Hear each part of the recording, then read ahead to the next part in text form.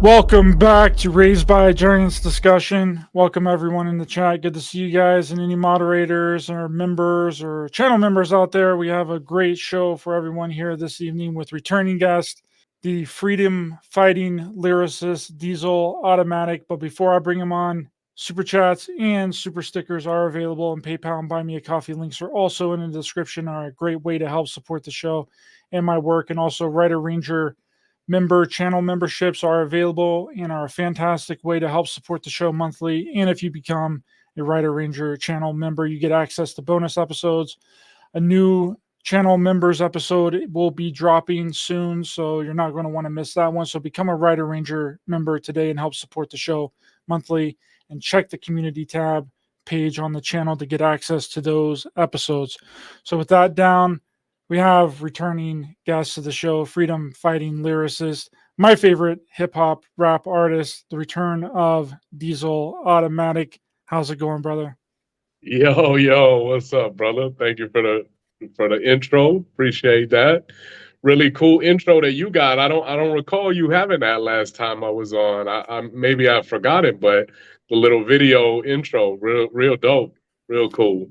Thanks, dude. It's been a while since we've chatted. You Yes. commented on one of my photos on Instagram, and I was like, bro, I got to get you, because I've been thinking about Yeah. you a lot, actually, dude. I've been going back and listening to a lot of your older tracks, and it was really interesting because the other day I was listening to "Let It Go." That's like one of my favorite tracks from you, dude. Gotta let it go now. Gotta let it go, let it go, let it go now. Gotta let it Awesome. Quite a few things right now, and I Yeah, was like, yeah. man, I remember that song from you, and I put it on. And I was like, wow, this That's great, bro. hits the That's spot, so dude. cool because it's one of my lesser political or whatever, whatever a person might want to call it is just about. And that's the thing, like, I love the label freedom fighter lyricist, revolutionary rapper, what conscious, whatever. But to me, like, the reality is I'm just a reality rapper, reality MC. Like, to me, this is how every MC should be. Like, you should just rap about what's real. You know what I mean? It just so happens that the whole political landscape and freedom and natural rights and liberty, and it's a huge part of our reality. It's like, how can these rappers say they're real and they're keeping it real, and they neglect ever talking about one of the biggest parts of reality, right? So, but a lot of people, I think, oftentimes also kind of pigeonhole me into that as like, or they prefer, which I get, everyone has preferences and that's perfectly fine. But, some might pigeonhole me into that conscious, revolutionary, whatever type of artist, right? And then when I've even had people, when I make stuff that's like Let It Go, that's just about life and dealing with emotional elements of life and trauma and heartbreak and learning to let go of things that no longer serve us. I've had, not maybe with that song necessarily, but other songs similar. I've had people be like, "Oh, what, this isn't revolutionary? Oh, what's this about?" Oh, right? Like, bro. And it's funny to me because it's just like, actually, yes, it is. Actually, yeah, it really is. I mean, how can we be talking about revolution and evolution if we don't work on ourselves and better ourselves? And that's what it's always been, get big on them. From the beginning, the movement, and it wasn't revolution and overthrow the government. It was get big on them, grow, evolve, grow in mentally, spiritually. So I'm always, probably more so than when people, not that I don't appreciate it, when people love the like political, but when somebody tells me like a song like Let It Go is one of their favorites or their favorite, that it kind of means more to me in a way than when it's something that, is more politically charged, so to speak. So that's dope, man. Thank you for sharing that. Yeah, and it was interesting because when I listened to it a couple of days ago, you then posted it on your community tab of your page. We were connecting minds. We were getting psychic Synced there for up. a minute. Yeah. Yeah, That's dope. synchronicity, dude. But Yeah. yeah, I like that comment about like rappers because another one of my favorite songs of yours, and we're going to get into some of your newer music as well, but I think it's important for people to realize how long you've been doing this and the things that you've done, because you've been doing it for a really, really long time. And one of my Yeah. favorite songs is "This Is a Diss," because Oh, that yeah. really exposes the entire rap industry in like one like 3 minute song. I mean, I think it's a little over 3 minutes, but it's mind blowing. I listen to that one every once That's in a while awesome. because it's like such a Yeah. like it's like a heavy hitter, and you're just like going off Yeah. on like all these rappers, and I'm like, holy crap, this is This is more than music, more than beats and rhymes. These rappers dumbing down and brainwashing the people's minds. It's more than music, so I'm ready to ride on my enemies for the cause. I am ready to die. Yeah, bro. Yeah, it's funny. That's what it's about almost, yeah, it's about 10 years now since that one dropped. It's definitely the video, I believe the music video has close to 300,000 views on YouTube. So it's actually one of my more popular ones. And yeah, bro, I mean, that's something I don't so much as more it's been anymore. Kind of take these shots at the rappers and things. It's just not that it's not relevant or that it doesn't matter, but I don't know. I just kind of prefer to focus my energy elsewhere. But I definitely, for a long time, I was one of the only rappers even speaking. It's funny now because now all this stuff is coming out about Diddy and all these exposing these, and I even see people talking about, yeah, Jay-Z is next. We're gonna expose, and I'm just like, man, when I was doing it, people hated me so hard for it, bro. Like, it's some of the biggest hate I've gotten, actually, funnily enough, is from the fans, the idol worshippers of these rappers. Now I better guess again. Who I'm talking about is Mr. Big Bad Eminem. I ain't questioning his skill, he can spit a rap. What I'm questioning is if he's really giving back. Because then I have the more recent one, Culture of Resistance, where I'm firing shots at Jay-Z, Drake, Rick Ross, and of course Eminem. And that's the one. you don't do That's that, the bro. one. Bro, that's the one. Like, whoa. I mean, and it's funny because his fans just prove my point. Like all I said about Eminem is that he just talks rubbish. Like, he's not really saying anything positive. He just perpetuates the same kind of, small-minded negativity. He's not really doing anything to give back to the culture. He's not really adding anything of value.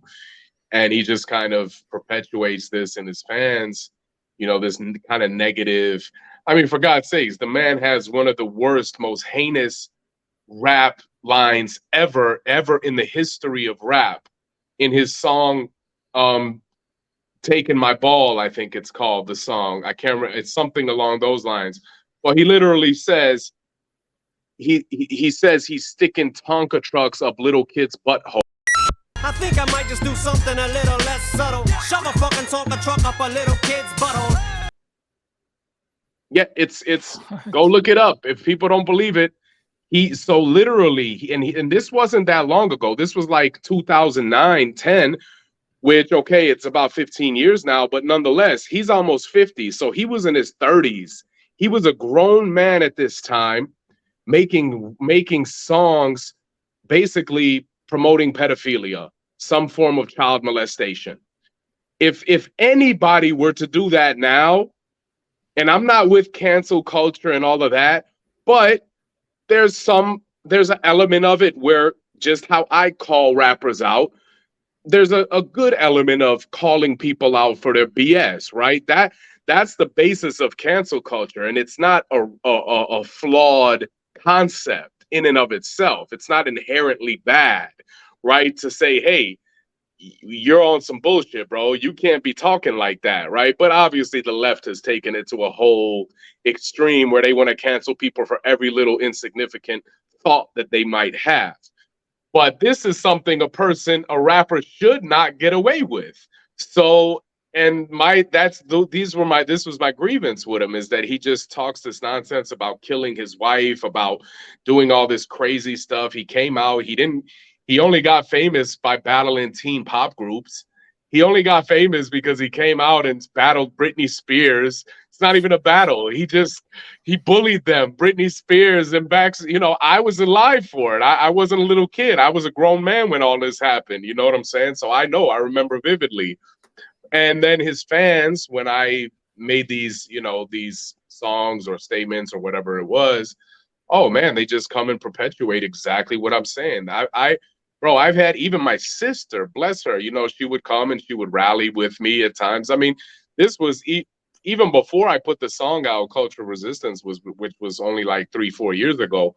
I mean, for years, for a good decade, I would post memes or anything talking about rappers, including Eminem. And man, my sister would too. She would have my back. His fans would come and literally say, "Shut up, bitch, we'll rape you." His fans comment on my song about him because there's no picture of me or anything. They assume I'm black, so they say, "Shut up." And it's like, y'all are just proving my point. By your reaction, you're proving, and they don't even see it. They can't even see that they're proving exactly what I'm saying. This is the kind of mentality that he perpetuates. And even now, I mean, when you take into account that literally he's 50 years old, maybe not, he hasn't maybe hit 50 yet, but he's up there in his late 40s, if not already 50. And we don't see much change from him, right? So, and I'm just using him as an example. It's not even about Eminem, or because he's done a lot of good as well. I'm not going to take that away. I mean, anybody who has somehow in some way put out a message, whether it's with his songs like Lose Yourself or these kind of songs that have some form of positive motivation that have saved lives. I know for a fact that people have found motivation to keep living, to keep pushing through difficult times. And so, it's like anything in this, and this is why I've changed too, my perspective on things. In the past, I was just a lot more vigilant and maybe a lot more stubborn in my way of seeing things, and it was a little more black and white. Whereas now I can also recognize that he's not a entirely bad or evil person. It's not my place to judge him as such, right? I mean, I know that he's saved people's lives through his music. So how can I really, anyone who has saved another human soul in some way, shape, or form, how can I really say, man, you're just a evil scumbag person, right? I can't really say that. Well, he has a whole album called Recovery, I believe, that's all about addiction and for stuff like sure. that. But he's always For been sure. like a leftist in his political views. He had that big freestyle rap against Trump in like 2015. Yeah, and even before that, Bush. Yeah. He spoke out against Bush, but back, it's funny, like, because his beginning of his career, he was supposed to be controversial and this kind of like and a rebel, but beacon of freedom of speech. Yeah, like, so, but anyway, it's just using him as an example of kind of, and I mean, the point still stands, of course. It's not, many things could be true at once, and this is kind of where I've maybe matured or just grown into more of a position of viewing things on a spectrum and not being so rigid and viewing things as so black and white, and that multiple things can be true. So I mean, it's true that he as a grown man shouldn't be talking about, sticking things up kids' buttholes. He shouldn't be, talking a lot of the nonsense that he talks and perpetuating. No, none of these rappers should, especially the grown men. The guys that are grown men, they shouldn't they're living in the suburbs, they're rich, they haven't stepped a foot in the ghetto in God knows how long, but they still talk about killing people and selling drugs. It's just like, stop it, man. Come on, let's stop. Like, let's cut it out, right? But on the other end of the spectrum, I know that a lot of them also do a lot of good, and a lot of people find a lot of value in some of their more positive material, and a lot of them give back to their communities and whatever it might be, right? So, and I've never really taken an approach with these rappers to judge them on a deep level, to condemn them as people. That's never really been my shtick.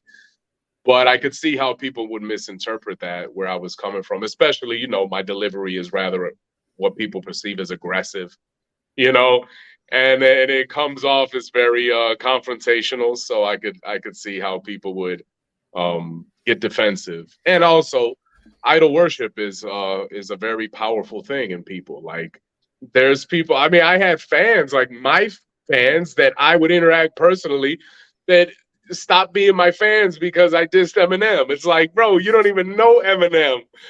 I talk to you. I communicate with you. Like, how are you? Right? Peopling. It's an interesting phenomenon. Yeah, it's really wild, and how you can do one thing and then people will just stop listening to everything that you've done. It's like it erases everything that you did before and Yeah. everything that you're going to do after. But Yeah. there's so much rap music that if I were to listen to, dude, that I feel like that I'm 100% just losing brain cells. Like, Yeah, for sure. when I'm at the gym and like 21 Savage or like some of these Yeah. like dumbass rappers are playing, dude, like I literally feel like I'm getting dumber. Like Yeah. that it's like ruining my brain. Like it's taking away little brain cells. I'm like, what is this, dude? Like what? Yeah. Why? And it is. It will. I mean, it's like food, you know. That's the main thing. That's the main thing. I think I won't say mistake. I did nothing wrong, and it was effective. I mean, obviously, it got these songs have gotten a lot of views and gotten a lot of people who love them and rally behind them. But I think it's more like I was using rappers just to make a point that I don't necessarily, and that's why I don't really do it anymore, because I don't need to pick on any individual rappers to make the point that it's simply just a matter of consumption. What we consume, we have to be conscious of what we consume. It's like food. It's like the food that we consume, right? If we want to be healthy and whatever it might be, and vital and energetic. Now, I could have I'm vegan, obviously, as you know, and if people don't know, but I can have a plant-based, a Beyond Burger. As you know, there's all this hysteria. It's all these chemicals. Okay, so what? So what is a burger from McDonald's? What's the difference, right? It's trash. It's all trash. Any processed food, but I can have it once in a while. No big deal. I can listen to 21 Savage at the gym for 3 minutes out of my day, and it's not gonna destroy my brain completely. It's not going to have any real impact because I counter it with the rest of my diet being healthy, with the rest of what I consume in my mind being healthy, right? So this is the point. But the truth is that most people, just like food, they're consuming all processed crap and they suffer because of it. And same with music and any form of media. They're consuming all this mindless negativity, detrimental, whatever it is. I mean, even on social media, even if maybe it's not even negative, like this negative mindless rap and about killing people and all this, glorified violence and crime, but I mean, how many people consume a steady mental diet of victimhood philosophy? That's just as harmful, maybe more harmful than anything else, right? Just consuming all these things that affirm their belief that they're a victim, that they can't get ahead in life because of the system, myself included for a stretch of time, right? The government's holding me back. Even with my music, nobody wants to hear this kind of music. It's too real for people. Like, I'm being censored. And sure, all of that has an element of truth to it. But again, many things can be true simultaneously. So yeah, there's a true in the three-dimensional world. There's the truth. Yes, I have been censored, probably more than most artists. I mean, crazy levels of censorship on all platforms. But then there's also the deeper level that if I stay stuck on that and that's what I focus on, it's just going to continue to perpetuate that in my reality. It's going to become more a part of your reality, yeah. That's it, right? So, and it was just keeping me down. It was keeping me. Even if changing your mind and what you focus on doesn't instantly automatically change your entire reality and things just start shifting and everything starts going in your favor, at the very least, it's going to not make you a depressed victim mindset douchebag. Like, a billionaire is something that you'll never be. Stockholm syndrome got you worshiping the enemy. You're going to be a happy person. You're going to get over it. You're going to be fine with whatever it is, right? So no matter what, man, I had to, for a long time, bro. I was just so consumed with all the doom and gloom and all the negativity, and I tried to, I was still a relatively positive person. I don't think I ever came across as like a victim or negative, or I still grew and still, but at a very slow pace, because every step I took forward, I was taking 5 steps backwards, because my mind was constantly bogged down with the weight of the world of, oh man, the government, oh, everything sucks, oh, we're doomed, oh, people suck, look at these people, they don't even get what I'm saying, they're so stupid, what's wrong with people? So tell me, are you woke yet? Have you realized the system isn't broke yet? People really think the government can pose them no threat till they see the military walking up their doorstep. Oh, they can't even understand basic concepts. They hate me for just speaking the truth. What's wrong with people? People will never accept this. Oh, I'll never get ahead with this kind of music because people aren't ready for it. No, they want pop. They want just all limiting beliefs, all of still a victim mindset, all negativity, all bullshit. And really, it wasn't up until 2020 as like real, like down, depression, victim mentality kind of, and from that came Let It Go. That was a big, actually therapeutic song for me, and letting go of all of the bullshit and just really taking a firm stance and saying, I'm not gonna let any external circumstances dictate what goes on within me, and in doing so, I'm gonna ultimately control the external circumstances of my life, because the reality is that's freedom. We can't sit up here and talk about freedom. It's funny. I mean, I don't have to say anybody else. I was a perfect example of, freedom. And don't get me wrong, you could do whatever you want. We could say it. It's all fine. There's room and space for everything in this world, in this reality. Everybody can do anything, right? But for me, I recognize that, for myself at least, it's a bit silly now in retrospect. Like, sure, okay, I'm talking about freedom in the 3D, in the material world, like freedom of government, liberating all people and from all the laws and all the injustice and the oppression. But here I am, I'm a slave to my own negative thoughts. I can't even free myself from myself. How dare I? How dare I speak of freedom?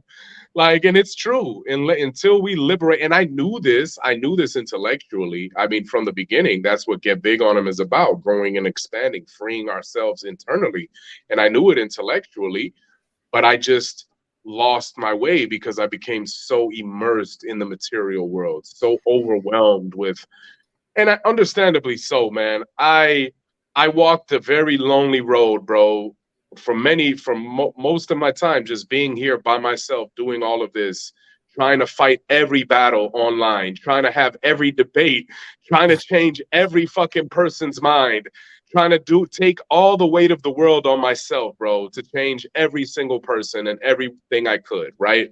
So it's understandable why you get burnt out doing it like that, D. You get super burnt bro, out. I had multiple existential crises, bro. I had multiple, like, that's why I would just go offline, like months at a time. I would just leave everything, abandon it all, don't care, go offline, forget all of this. Multiple times I wanted to quit. Just, what's the point?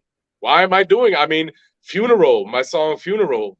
This is a funeral. R.I.P. to freedom, cause that's the federal government and corporations on their pedestals. Now the world is being. It's really the embodiment of those feelings of like, what the fuck is the point? This is just, people don't get it. We're doomed, right? But bro, do you remember whenever I spit that entire song to you? Yeah, epic. Yeah, and that's why it's.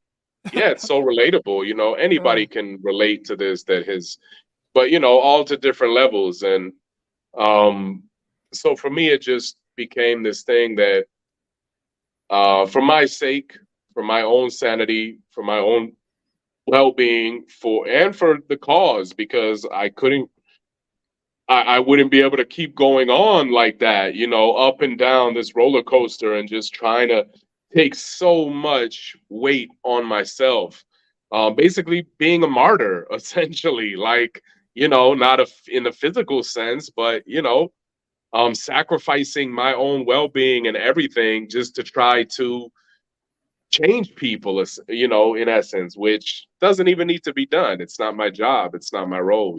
So now I have a much more, I think, a better approach to it. And it all comes from that mental place and just focusing on the positives, so to speak, which I don't even like that word so much. I use it just because it kind of, encompasses everything, but basically just shifting the focus into all the great things in the world, and it's made a big difference, man.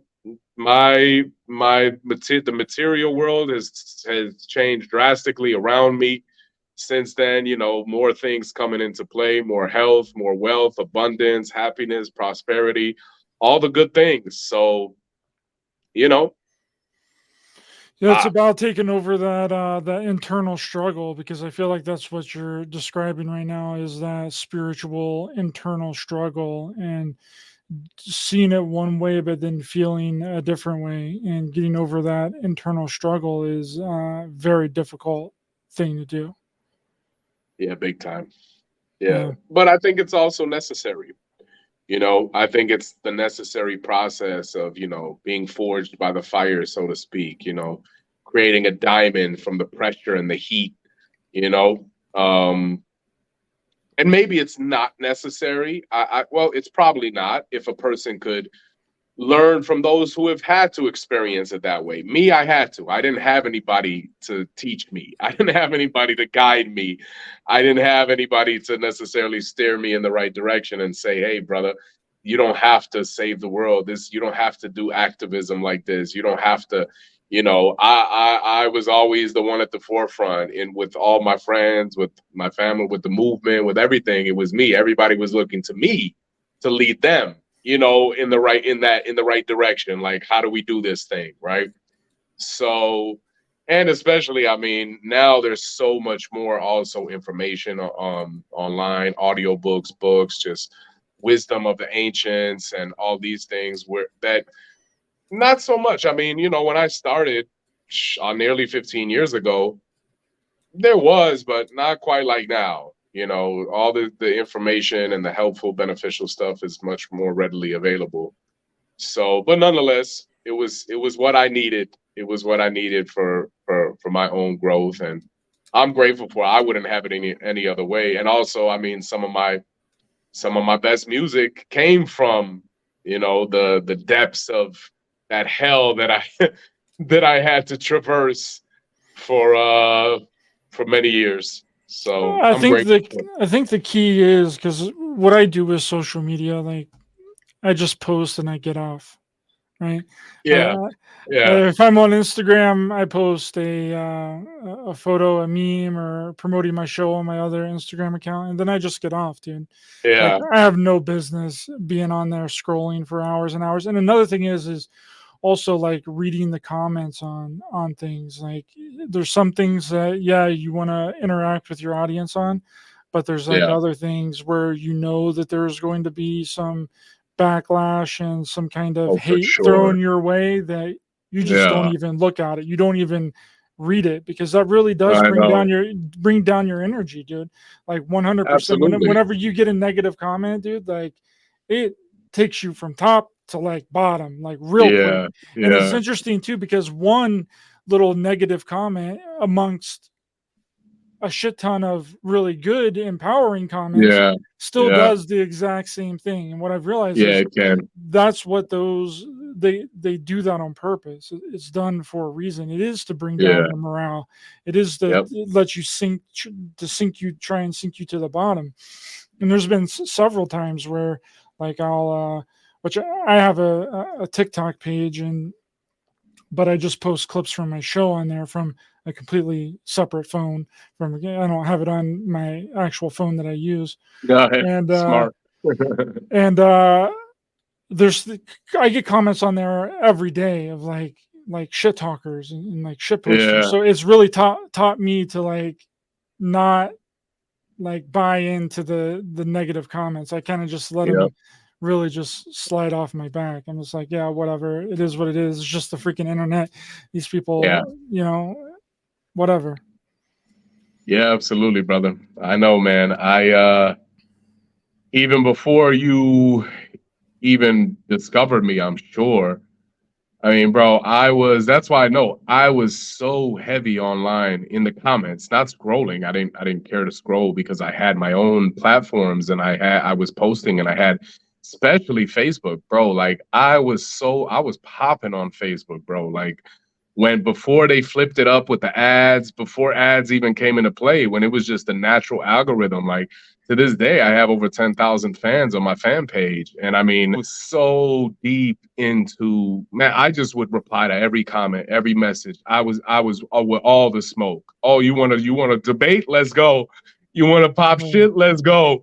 I was with it all, right? Like part of me enjoyed it, but it you know what it was with what it is with I made this I came to this conclusion recently actually, is that because now it doesn't bother me so much, not nearly as much as it used to, right?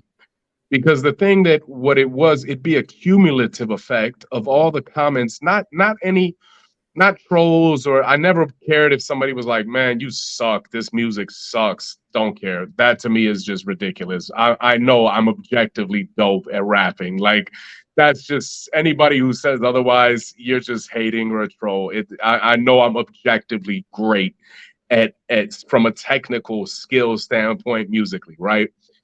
To me, it was always what got me was the people within in the truth conscious, supposedly, that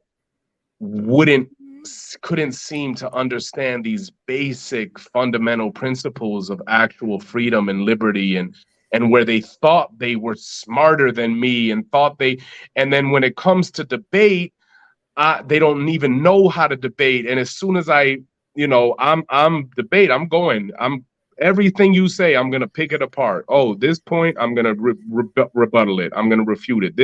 If your partner lied, you probably leave him. But when the government does it, you proudly believe him. Right? I'm like a classic debater, right? And they just automatically add homonym, deflection, all the tactics as soon as and dealing with this over and over again. And these people who would claim that they're conscious and revolutionary in this, and dealing with them and all the what I perceived as ignorance and just total, closed-mindedness from them, the cumulative effect of it really is what got to me. It made me so disheartened. Like, damn, if the people who are supposed to be within this movement and are supposed to be conscious and don't even get it, we're doomed. We are fucking doomed. That's what I found. That's what I found out. The people in the community are your worst enemy. That's really who it is. They're really there to. They claim that they're open-minded and that they're consciously aware and all that, when they're really not. It's so interesting. It's so wild. I've dealt with this with the UFO community a lot. They're like they're some of the most toxic people in any community, besides like the flat earthers. They're right on par with the flat earthers. I would really honestly like to converse with a fundamentalist Christian over some of these whacktards in the UFO community. Like, it's unbelievable, dude. When those people don't, whenever they're attacking you and they're supposed to be a part of this community and they're for like transparency and like figuring out what actually is going on, and when it turns out they don't really want any of that and they want to stay in their little echo chamber of thoughts, ideas, and beliefs, and it's unbelievable, dude. That's what I've found as well. And what I meant by the scrolling was, because scrolling on these social medias, do you have a Twitter? Yeah, I do. I have X now, right? Yeah. It's actually my favorite now platform. It's great. It's a great platform. But what I meant by like scrolling is like, because normally what gets me in trouble is whenever I comment on somebody's stupid shit. You know what I mean? like I'll be like, oh, bro, what do you mean? Like, what are you talking about? And I'll give them like really good points, and then like they just come with some like bullshit at me, and I'm like, that's what I mean by And scrolling. Because whenever I start scrolling, I start wanting to comment on everyone's stuff. exactly, bro. And if we're being honest, I'm the same. I was the same, and that's my issue. That's my problem, and I corrected that. So now that's why I love X, because it's like there's a lot. I like that I can just post as much as I want. Instagram feels limited, like it's just pictures. I don't want to sit there and post memes all day. It's just not what I do. I used to, nothing wrong with that, but it's just not what I want to do at this point. Whereas X, because I'm really like, it's not that I can't have original. Obviously, I have many original thoughts, and I can just create unprompted. But I really am good at like feeding off of other people, right? And what other people say. So I like that you can quote, tweet, respond, whatever. But the main shift I've made is I really, really refrain. Not always. Once in a while, I will partake in some form of what might be perceived as criticism of something somebody posts, or some type of rebuttal to something. But even when I do, I always try to acknowledge the person making the point. Like, okay, I feel where you're coming from. I see where you're coming from. I get it. You know what I'm saying? However, I view things differently. You know what I mean? Because it's important. Because I know I don't like it. If somebody comes and just right away, without any acknowledgement of anything I've said, just dive straight into, man, this is stupid. This is right. So I always try to at least do that. But I try to not do that as much as possible. I really try to just, because I want, with X, with all social media, but X is really the only platform that I use like actively, where, Instagram, I make my posts. Pretty much, I just post once a day, maybe not even that, and then go reply to the comments, and that's pretty much it. So X is where I'm actually like, I mean, even today, I've probably already tweeted like 20 times today. You know what I'm saying? Like, I'll just be on there, in my spare time, in between time, whatever. And I just hit you I really follow on X. Yeah, I really just want it to be a enjoyable experience. So I look just to spread as much positivity as possible, because that's what I want to see, right? Again, it's no different than, creating our own reality, and I want it to be a pleasant, enjoyable, positive time. So that's kind of what I try to spread. I try to like as much stuff as and actually, if somebody really wants to reprogram their mind, and I found X to actually be a very valuable tool, because any social media, but because something I had to catch about myself is I'm a critical thinker, right? And that's good, of course. We want to be critical thinkers. But like anything, everything is a spectrum, right? So even good and bad, something can only be good up to a certain point until it starts to come back around to the spectrum of bad. So critical thinking is great to a point. But when my mind is constantly, I programmed it over the years to look to criticize everything. My mind is immediately looking to disprove, looking to see where are the flaws in their argument. It's not good. It's not good, because then what it does is it perpetuates my own thoughts that that's what everybody is going to do. So it keeps me even in a state of fear, you could say, to even really express myself and speak. I'll still do it. I never refrain from it, but that's where it's like, okay, I post something now, I'm sure people are going to criticize and poke at it, and because that's what I would do. That's what I would do. It's true. Like, really, everything is just a projection of our own thoughts and our own behavior. You know what I'm saying? So now I've caught myself, and I really try to refrain. If I don't have something good to say, something nice to say, something of what I feel is pure value and intent, then I'll just refrain from it. Like, that's why, like, I'm not gonna be on there taking shots at rappers and saying this. You won't see me really, I barely will even talk anything about government or anything related to that. Like, mainly I'm on there just liking people's stuff, showing love, throwing my 2 cents in. And I think, again, going back to the original point, the delivery is very important, right? Delivery is so, so important.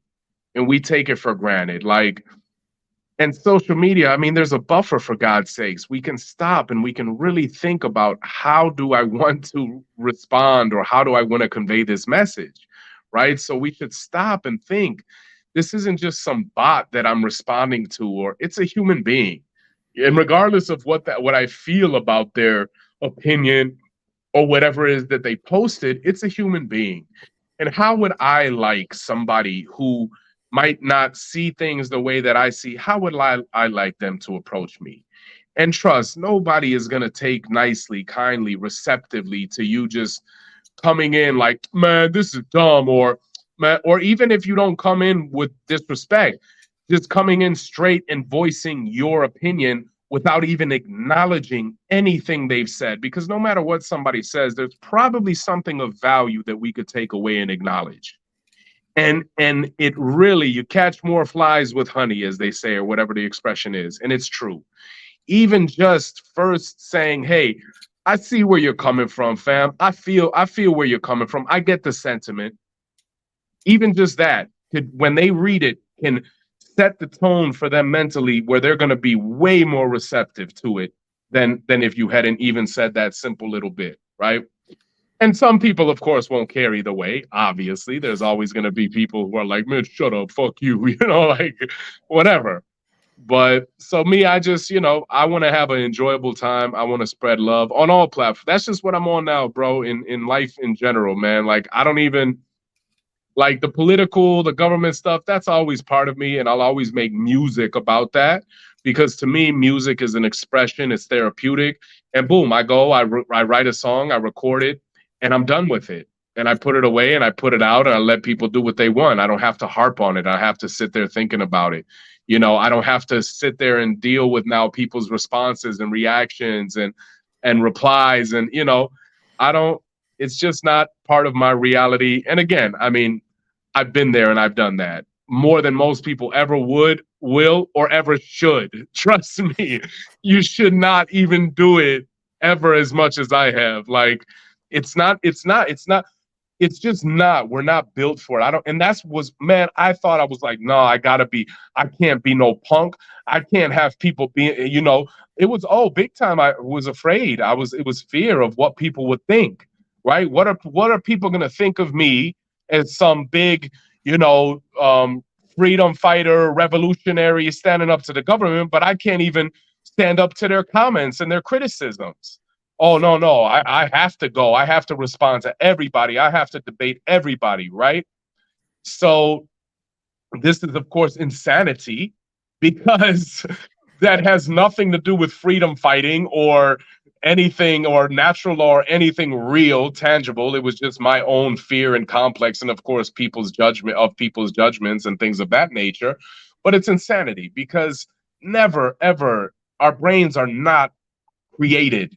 We are not wired to deal with hundreds, thousands even, of people's opinions and hate and negativity every day. Nobody is made for that. Nobody is built for that. And I know, man, I'm even surprised that I endured as much as I did, bro. Trust, I do not exaggerate. Like, I know I am strong. I know I have mental fortitude and resilience, and I can take a lot. Because I know people who experience even a fraction of what I have and damn near had a nervous breakdown. You know what I'm saying? Like, I mean, I was in the depths, in the pits of it, bro. Like, where I would be consumed by it. Have debates that would go on for weeks, because there's the time difference. There's a lag. You got to wait for them to reply. You got to sometimes wait 2 days for a reply. Debates would go on for a month. They got you up at 3 a.m. checking to see if they replied to your comment. Insanity. I'd lose sleep over this shit, bro. Yep. I'd lose sleep over it. I wouldn't be able to fall asleep. Like, no, what are they going to say? I'm waiting, checking my phone. Are they replying? Come on, bring it. And part of it is that I have like this fiery, passionate, like competitive nature that, especially when I know, like, bro, I know I'm about to fuck you up. Like, I know I'm about to shit up. But even then, nobody, here's all I gotta say about that is no one ever conceded a loss. No one ever conceded a victory to me. No one ever said, man, you know what? You got me, bro. Good job. You It changed never my happens on mind. the internet, D. Never happens. No. If anything, I just alienated people and made people not like me and probably pushed them even further away from what I had to say. Whether I was right, wrong, doesn't matter. You know what I mean? Yep. That's right, my friend. Well, speaking of new music, we need to kind of get into that in your newest track, Yeah. Slav Power, because Oh, hey. your newest track, it feels like almost like a war song, like a battle cry almost. Like Yeah. I feel like when you're listening to it, you think of like, Mel Gibson and Braveheart, like rallying Yeah, there you go. all of the troops. You know what I mean? Like, Slav, Slav, Slav, Slav, Slav, Slav, power. Slav, Slav, Slav, Slav, Slav, power. We are warriors, not cowards. Glory will be out. I'm like, dang. Yeah, brother. So what was the thought process and the idea behind creating the song? Well, you hit the nail on the head. I mean, it's like traditional Slavic folk music that is sampled for the beat. And yeah, I wanted it like that. It's really like, okay, so I was born and raised in Chicago. Both my parents are immigrants from former Yugoslavia. They were born and raised during communism, all of that. And while growing up in America, I wasn't too connected to my roots. Like, of course, when your parents are immigrants, you have to be by default. Like, that's just the way that it goes. When anyone who has immigrant parents growing up in a foreign country can relate. Like, my father would literally say, outside is America. In here, this ain't America. Let's make that straight. In my house, it's not America, right? So of course it was still there, but I just didn't relate. I was hip hop from streets, Chicago, city kid, American, whatever you want to call it, right? Then I moved here, as fate would have it. And I've been here for almost 20 years now in Montenegro, land of my ancestry, Slavic land. And just being here and learning and first connecting with the culture, learning the language. I didn't even speak the language. I understood it, spoke a little bit, but barely until I came here, learned the language, solidified myself within here as a member of, society and the culture, and learned about the history, and also most importantly, really experienced. Because keep in mind, bro, I came here in 2005 and the war had just ended in 99, the war in the Balkans in Yugoslavia. That is a shortly removed from the war. And I really felt even then, I mean, 6 years is nothing. Anybody, like, 6 years is nothing. It's funny when you're young, 6 years is like, whoa, that's super long. Now I'm like, 6 years, that's nothing, right? So I got here. There were fucking soldiers out on the corner with AKs and automatic weapons, and then in 2006, the country had a referendum and they declared their independence, because after the war, Montenegro was a country under Serbia. It was Serbia and Montenegro, and then 2006 we had this big thing, this vote, and they declared independence, and there was tension around that, like. And there's still, to this day, there's like all this weird religious and nationalist tension, the Orthodox Serbian people and the Montenegrins and the Muslims, and that's still what all the war was based on. And then it goes even deeper, because all of that, the only reason there's Muslims here is because the Ottoman Empire was ruling here for hundreds of years, and they brought Islam, not really by the sword, but still by means of oppression. It was oppressive. So the way it was basically like, okay, we're not forcing you to be Muslim, but hey, if you want to have a good life, If you want to have a better life, if you want to have these jobs and have some money in this society that we control, you better take our religion, right? So, and I get it. There's a lot of tension because the Orthodox Serbian people, they look back at the ancestors who basically sold out their religion and their culture and everything, right? They did. That's that. Hey, we could call it we could call it what we want, right? But and of course, there's extenuating circumstances. I'm not judging why a person does anything that they do. I get it. But we can still say objectively that is the definition of selling out. Like, okay, damn, they're not going to kill me or anything, but just so I can have a better life, I'm going to forfeit my religion, my beliefs, my nationality, and I'm going to take that of my oppressor, right? So, but of course, then that later just came to all this hatred, and it was played on by, of course, people in power. And then, of course, America got involved, NATO, all these things, right? So there's this whole history of oppression with the Ottoman rule, and then that led to the war here and all the insanity that took place. But even before that, Slav, the word slave has been appropriated. Slav does not mean, that's why I made in the song, Slav means glory.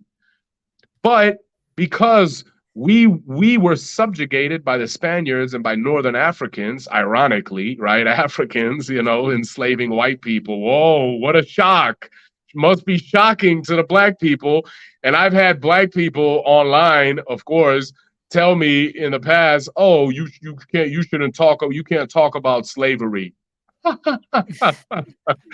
It's crazy that they even want to take ownership over it and over the word, because we Slavs, if anyone has the right, we do, but we reject it. We're quick to be like, nope, that shit Slav does not mean slave. Don't get it twisted. Don't get it misconstrued. We ain't no fucking slaves over here. Nope. Right? So y'all could have that. I don't even care, but don't tell me I can't talk about it. Learn your fucking history.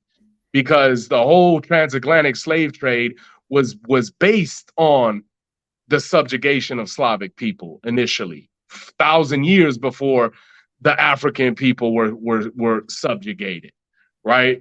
So we have, and as a people, we've never, aside from, okay, now in modern history, someone could say Russian and what's taken place. Let's not get into that. But historically, we've never invaded. We've never oppressed anyone. All we've done is been oppressed, been invaded, been conquered, and fought for freedom and fought to defend our land vigorously, right? So I take great pride in that. You know what I'm saying? We're not a nation of people who have been rulers and conquerors and subjugated others. Quite contrary, So, and I really see and this is why I do know in America, like, it's undeniable. I see it with my people.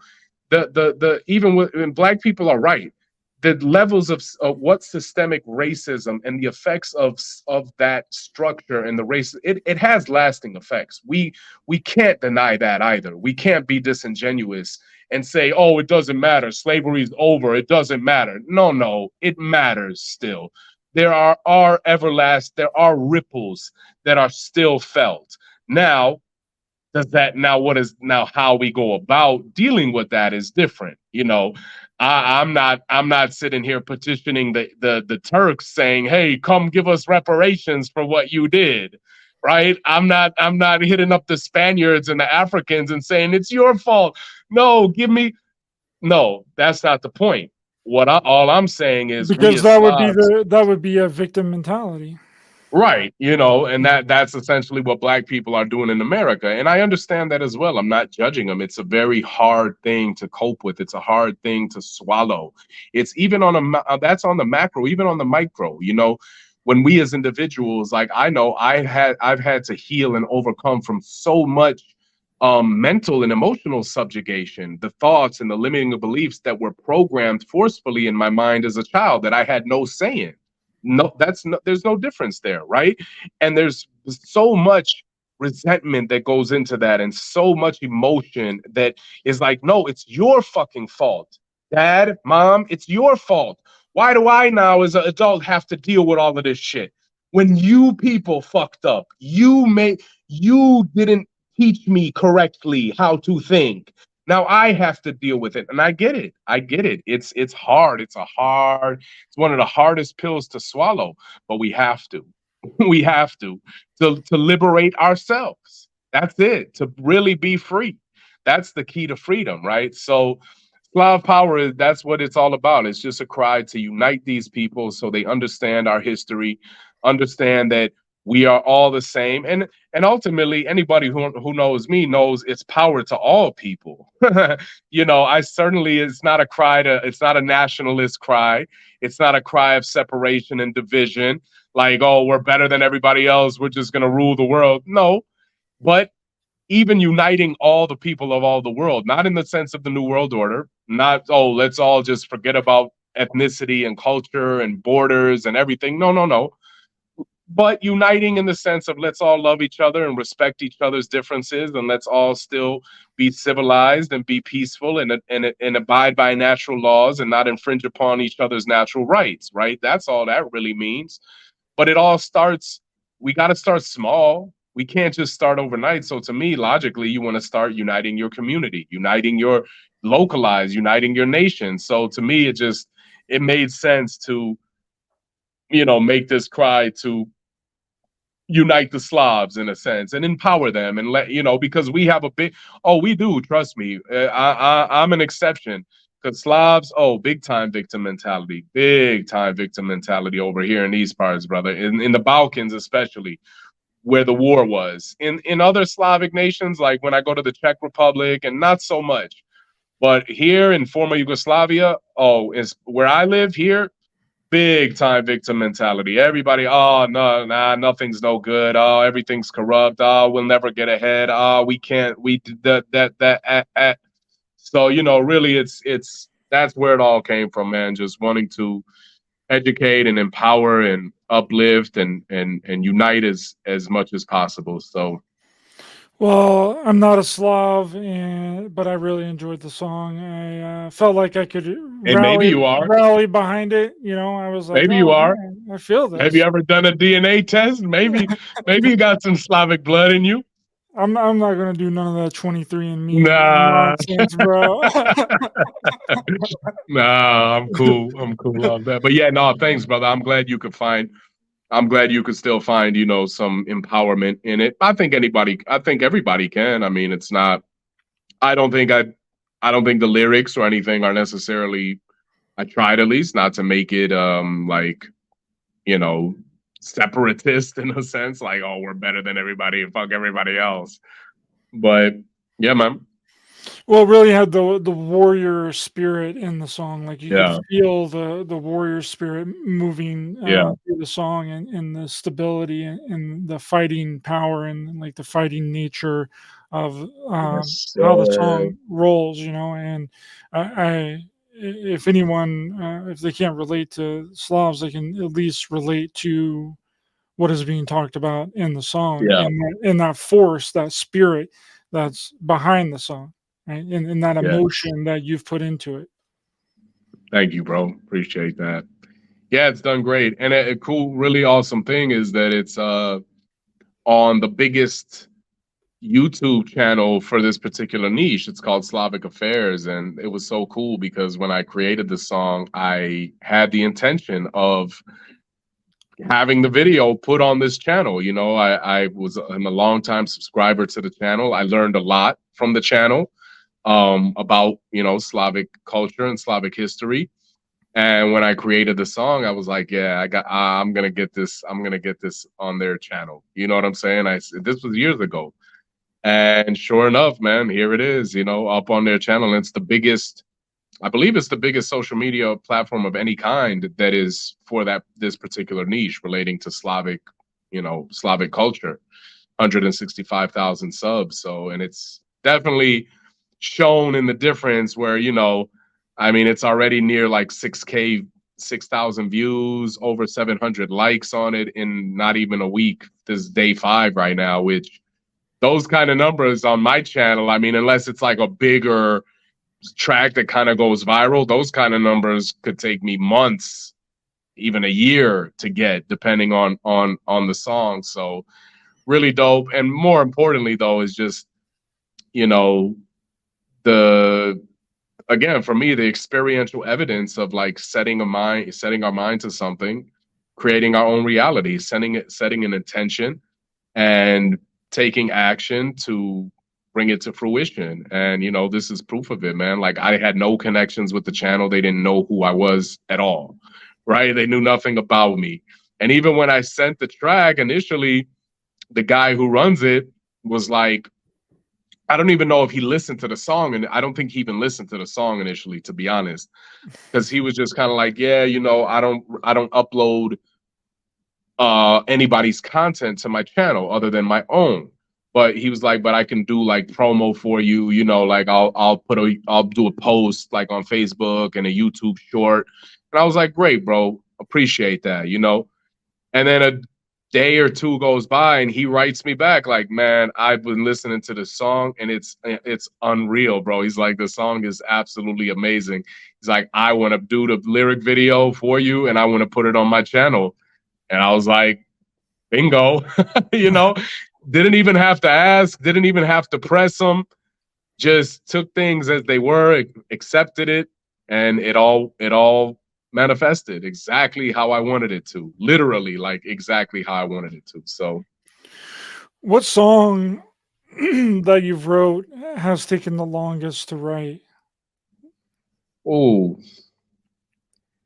I mean, none of my songs really take long to write, bro. If I'm being honest, I like sometimes what can happen is I'll start writing a song and I'll come up with the chorus and then I'll be like, all right, I'll come back to the verse later. And that could be months later. I've had certain songs, it could be years later, right? Like I've had songs where literally I've come up with a chorus and I've forgotten about it because I'm on to the next one. And then I'll go back, I'll be going through my files and I'll find a song and I'll be like, oh, snap, I got this track. Like, yo, I got this song. I forgot about this, right? But I don't really count that. Obviously, I'm not going to say now, oh, it took me years to write it. It didn't. Because actually, when I sit down and when I focus and I lock in on creating a song from start to finish, I mean, it only takes me a day. Usually not even a full day, usually just a few hours. It doesn't take me long because I mean, bro, I've just been doing it for so long.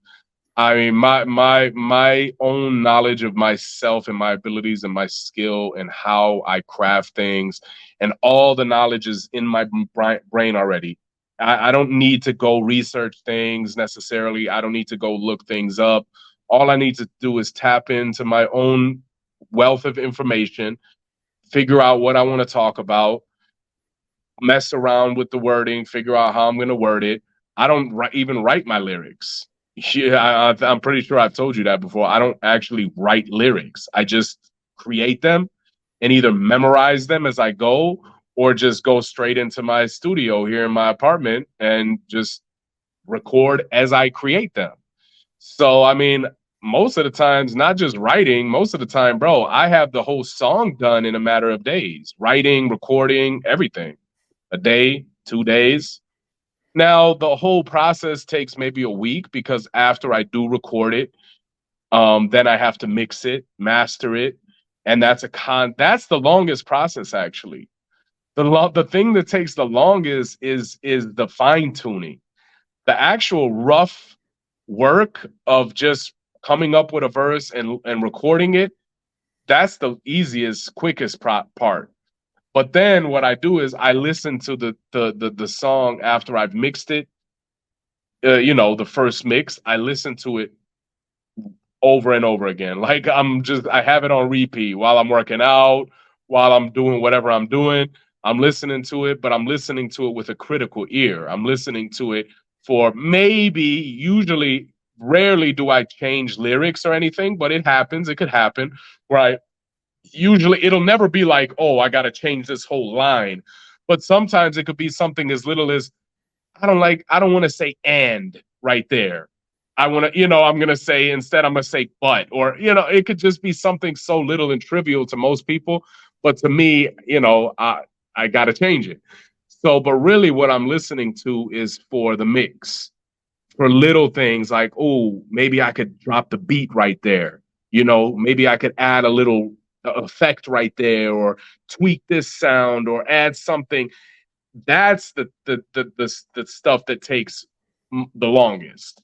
That's when it becomes out a drawn out process that could even be weeks before I actually really fine tune it and have this. That's the production, right?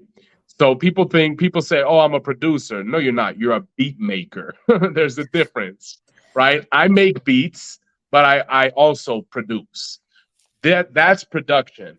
Hearing every little thing. Oh, let me add something right here. Let me add a little vocal sample. Let me drop the beat right here. Let me do something different with the hi-hats right here. Let me tweak this and do that. And that process of producing the track can take a week, can take days only, sometimes could take weeks, sometimes. It all depends.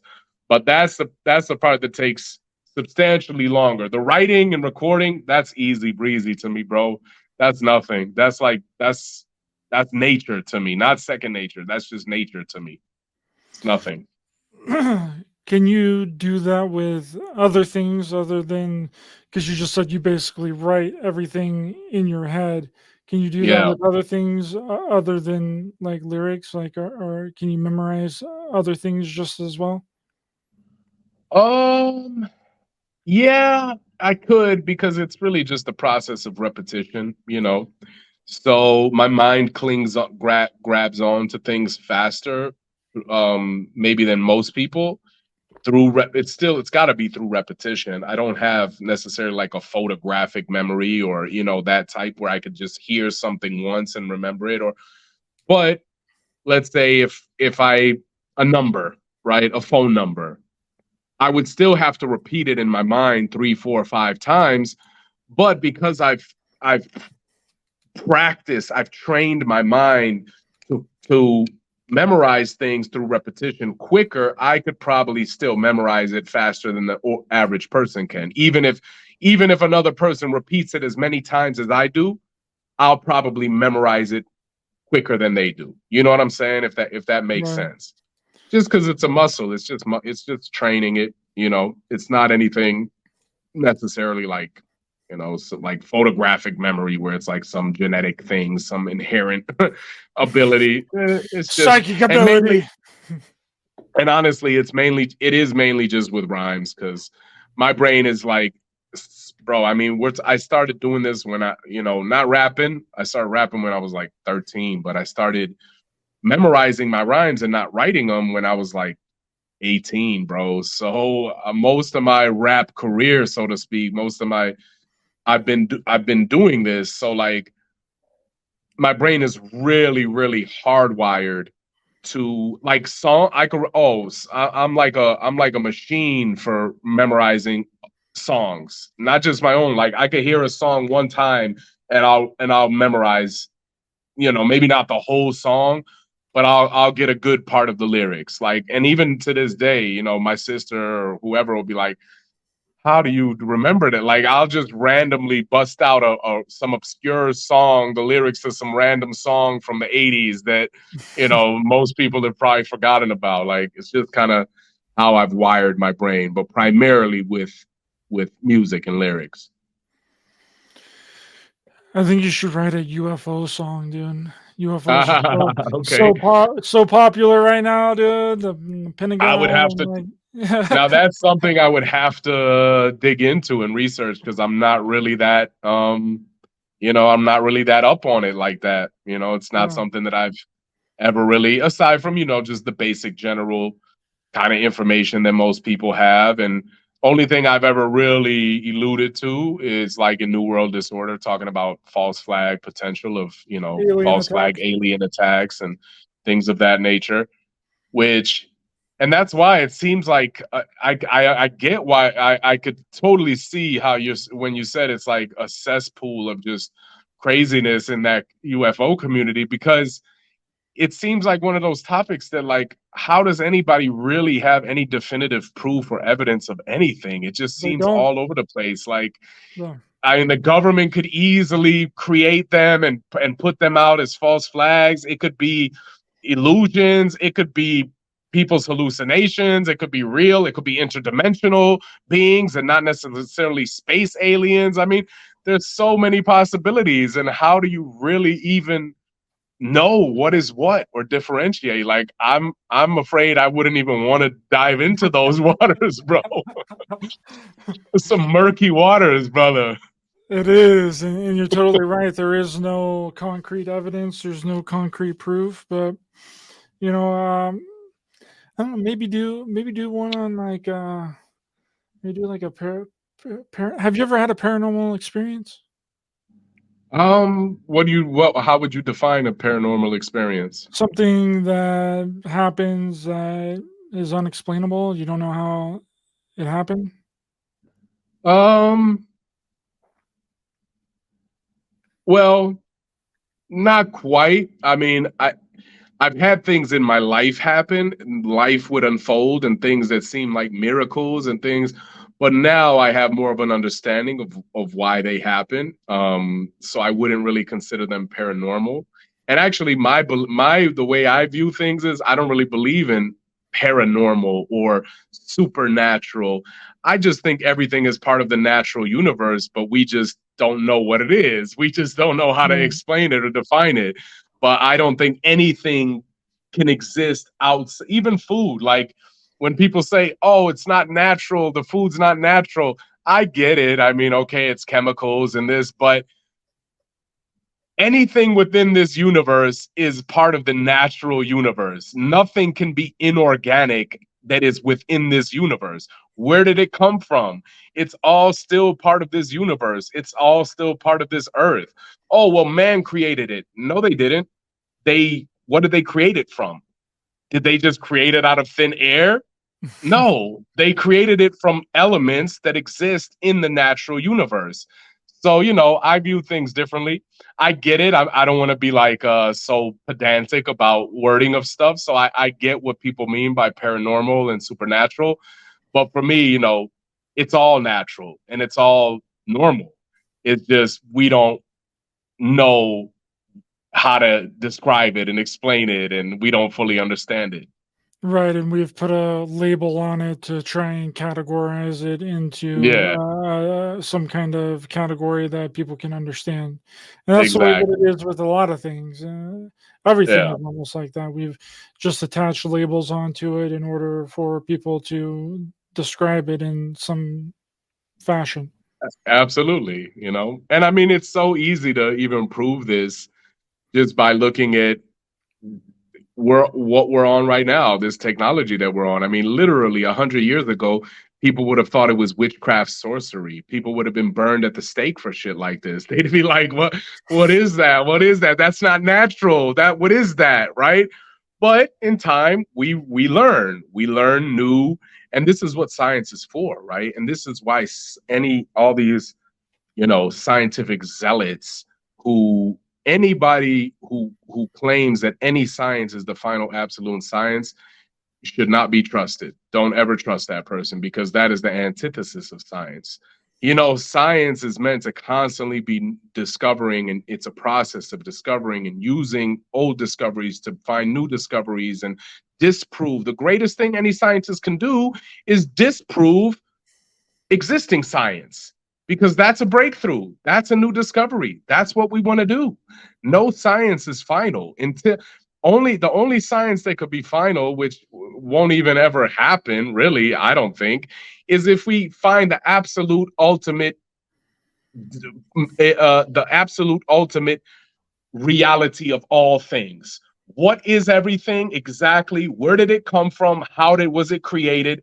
What is God, essentially? What is everything? You must, in order for any science to be absolute, we must know the absolute of everything. And that won't happen. And if it does, it certainly ain't now. So all this, science is the absolute. No, science is constantly proving itself wrong, and all we have to do is look at history and look that science is taking what once upon a time scientists themselves would have said that is unscientific, that's witchcraft, that's black magic, is now what we consider the height of science and technology. So it's as simple as that. Nobody should ever, and I can't believe even that so many, and I don't know. I don't know what to believe. I don't know if scientists and these so-called scientists can really be that dumb and lack that much of understanding of their own supposed field of expertise to where they could possibly make a claim that no, the science is absolute, it's objectively true, or if they're just straight shills and just paid off by big pharma. I think the latter, because I can't imagine that somebody who studied science and went to school and did all these things could really have that poor of an understanding of what science actually is.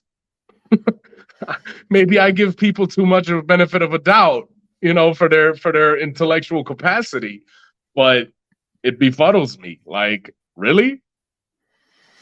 Yeah, it is really wild. And, I tend to believe that the universe is always changing and always evolving. So, and that puts everything in motion to where it's always changing and always evolving.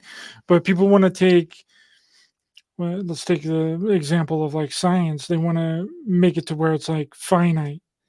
And it's like, this is it. Yeah, This is the, but then absolute. 10 years later, that thing that happened 10 years previously is now been disproven. But the thing That's is, it. there's been enough time that's lapsed in between that first science thing and then the new science thing that people no longer care about what happened 10 years before. That's it. Yeah. I'm of the mindset, though, that everything that happens for my own benefit and for the benefit of all of humanity. I don't think that anything, because I look at things from the big picture. I look at things as the grand observer of all things with no limited concept of time and this small-minded, this ego mind that we have, where even our concept of how things should unfold and how things should go and what is good and bad is really just, most people can only envision it within the spectrum and the scope of their own life and the timeline of their life, maybe 90 years, 100 years, something like that, right? People tend to not be able to see beyond that in the bigger picture. So for me, in my own life, it's been proven time and again that even the worst of the worst things that have happened to me, literally life and death situations, just absolute disasters and tragedies and the hardest of hard times and traumas and horrible experiences have ultimately led to be some best things in my life. They led to the best things. They led to so much good and so much transformation and so much positivity.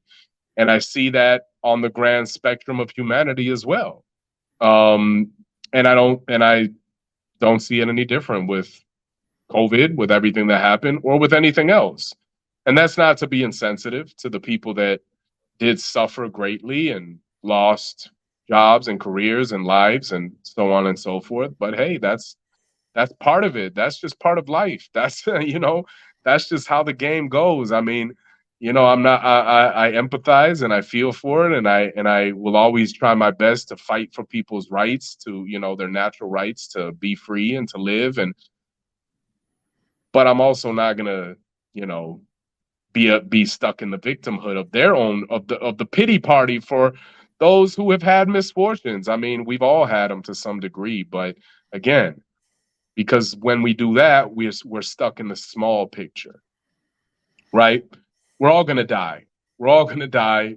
It's all going to pass. Our time is going to pass. It doesn't matter.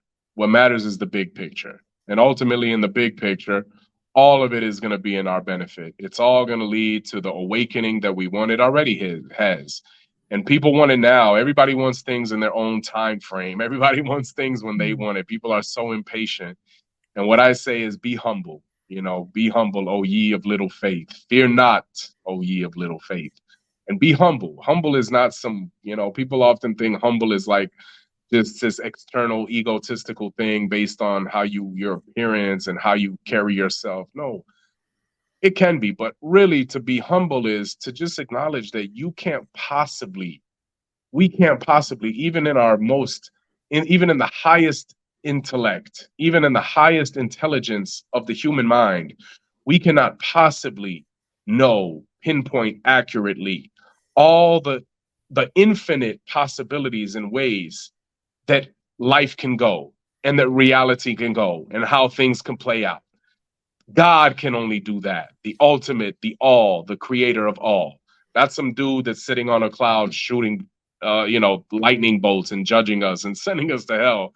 But the actual, real, the one and only God and creator of all that is, at least from my perspective and my understanding. So to humble myself means, how could I possibly sit here and say, oh, yeah, oh, this is bad.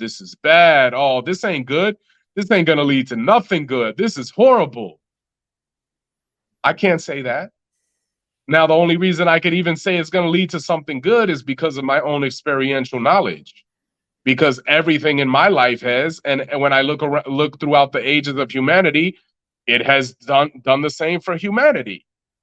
Yeah, we've had hardships and hard times and steps backwards, but from when I look at the bigger picture, hey man, we've still made it. We're still, I think people have this weird, delusion, this nostalgic delusion that times in the past were better than now. I see it all the time. I've seen it recently. Oh, the 80s and 90s were the best generation. Says who? In the 80s and 90s, they were saying the same thing about the 40s and 50s, bro. Everybody has nostalgia and romanticizes their era. Let's be real. We're living in the best time yet, period. We have all this information. We have all these people that are awake, that are spreading the message. We may not agree with them all. Some may be in it for different reasons, motives. Who cares? This is by far the best time. Humanity has gone up and up and up and will continue to do so. And it's all because of the struggles and the trials and the tribulations that have propelled us and projected us and sent us on this path. And COVID is one of those, and it'll continue to be that way, man. And I know that eventually we will triumph and we will overcome and we will do away with, I don't think there'll ever be, some utopia where there's no wrongdoers or what we might perceive as evil. But it's balance. As long as the scales aren't tipped. Right now, the scales are so far tipped to the side of darkness and of, deceit and treachery and what we might perceive as evil. So as long as the scales are either balanced or tipped in the favor of light, of positivity, so to speak, then we're good. Then it's okay. Even if there's some people that are off their rocker and just can't figure it out and are just not going to be great people, that's all right. As long as those people aren't controlling the world and the means of resources and life for everybody else, then it's fine. We'll be okay. But that's the issue, though, D, is that people need to step back and realize that we've done that to ourselves. It's humans that are doing this to other humans. This isn't some super ultra mega secretive group. This isn't extraterrestrials. This isn't the Illuminati. This isn't some. It's not reptilians. It's not reptilians and deep underground military bases. It's literally humans doing it to other humans. And now they propagate the mythology that it's some sort of mystical outside archonic force. But that's to cover up the crimes that they are currently doing and have been doing. Yep. And to keep us afraid. To keep us afraid and keep us powerless. This is what Illuminati is about. My song, I made this song 11 years ago, and this is exactly what it's about. Because that's what Tupac, and again, man, people just love peopling, bro. People love peopling. Like, Tupac literally said Illuminati because I'm killing that noise. I'm killing that talk of Illuminati because all it does is keep us powerless. All it does is keep us trapped. And people just took it and said, nah, kill the Illuminati. Kill them. And this is why, even on that song, I had people like, "Fuck you, dude. Yo, you're a shill. Nah, you're Illuminati. Nah, bro." I have the sample of Tupac in his own words at the beginning, literally saying what it means. And that's exactly what it's about, man. They just want to keep us afraid. They know all of it. 666. Oh, it's evil. Stay. No, it's not. It's not evil. It's neutral. Numbers are neutral anyway. They're just symbols. If numbers really meant something inherently, why does all different languages and cultures have different symbols for numbers? They have no inherent meaning. They're just symbols. Now, they certainly can mean something in the sense of like the sacred geometry and the language we use to, understand the universe. Sure, in that context, they can mean something. But otherwise, they're just symbols that mean whatever you want them to mean. So in sacred numerology, they say 666 is very powerful and a very positive number, right? And so if anything, I'd be more inclined to believe that the numbers, the symbols of the numbers have some can just serve to bring us back to ourselves and the power within ourselves. And if anything, that's exactly what the powers that be don't want us to do. So, oh, it's evil. Stay away from it. Stay away from it. It's the mark of the beast, right? Whatever it is, it's all like you said, man. It's all just to keep us. And I see it all. This is a big thing now. If I had to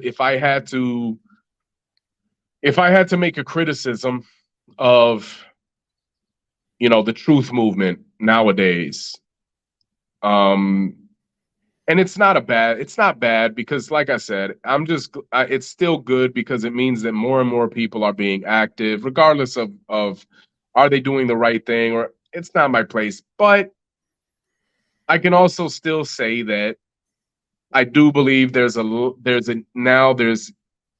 lot, maybe even an equal amount from our side of fear mongering,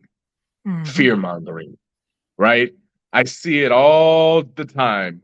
Oh, the new X disease, it's going to kill us all. Oh, the reptilians, the reptilian overlords, we're doomed. Doom and gloom, fear mongering, especially now on X, because X is like so incentivized for engagement, for people to reply and to, it's now the new thing is it's not clickbait on X, it's engagement farming. Have you also realized, D, that the community has primarily turned political, which is really interesting because it's like, well, if the right and the left are the two sides of the same coin, then shouldn't we want to like destroy and implode the entire system? Burn Babylon, burn Babylon, burn, burn, burn Babylon, burn Babylon, burn, burn, burn Babylon, burn Babylon, burn, burn, burn Babylon, burn Babylon. Now it's just become about this political banter.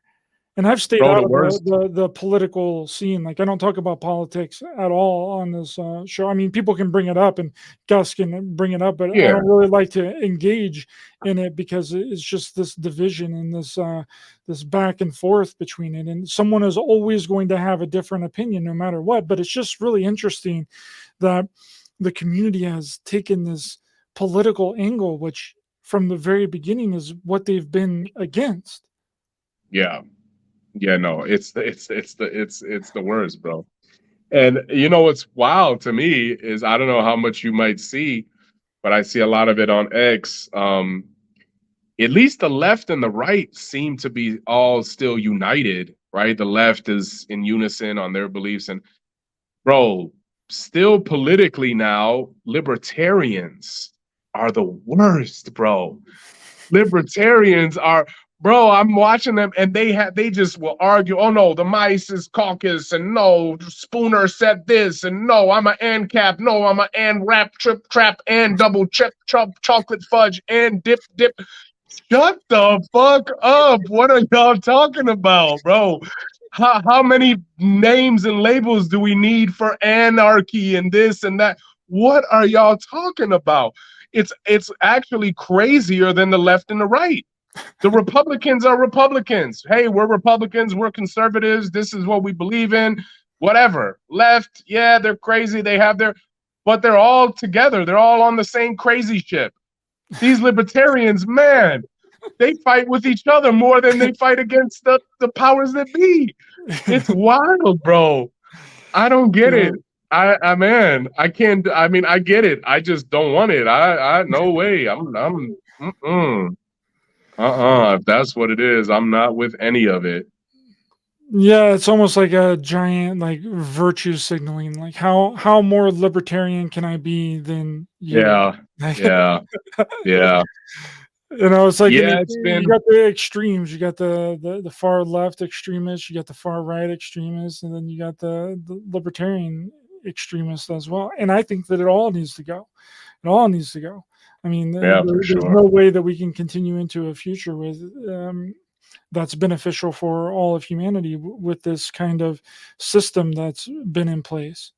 There's just no way. Like, the only way that it's going to get there is if some sort of one world, new world order type of business comes in. That's the only way that it's going to be solved if the people don't stand up and solve it themselves. Yep.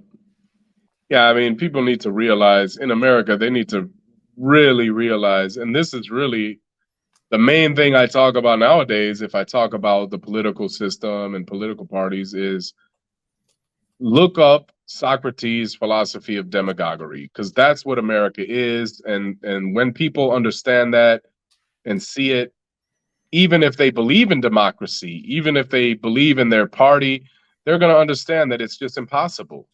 Because demagoguery is the ultimate end result of democracy, where democracy cannot exist. No, there can be no fair democracy, no political parties. None of that will matter when people are not equally educated and equally intelligent on matters of politics. That's the only way that a vote can be fair. People think, oh, well, I have a vote. Oh, it's a numbers game. Well, we all voted, so it's all equal. No, you morons. That in and of itself entails that you are not even fit to vote, because you don't even know what it means to be a qualified voter. Oh, I'm a registered voter. No. The only way an actual democracy can exist, and even then, of course, like it can only exist if people aren't just born into it, but if they say, hey, you know what? I understand that a democracy is still majority rules. Somebody is still not going to get their way, but I think it's fair, so I consent to it, right? Fine. That's what you want to do. And only then, if people consent to it, knowing that it's still mob rules and somebody's going to lose, you ain't going to have your freedom, really, but you consent to it, okay. Even then, it has to be an even playing field. Everybody has to be educated properly. There has to be total transparency with the candidates that they're voting for what they're voting for. Everybody has to have access to the same exact information, all the truth, everything transparent. There can't be no political games, no campaigning, no smear campaigns, no play on emotion, none of that. And America is literally the opposite of everything I just said. It is all emotion-based bullshit where nobody even knows what they're voting for. And Obama was the best, is literally, you could look up right now, countless numbers of black people saying, I don't know anything about the guy, but I'm voting for him because he's black.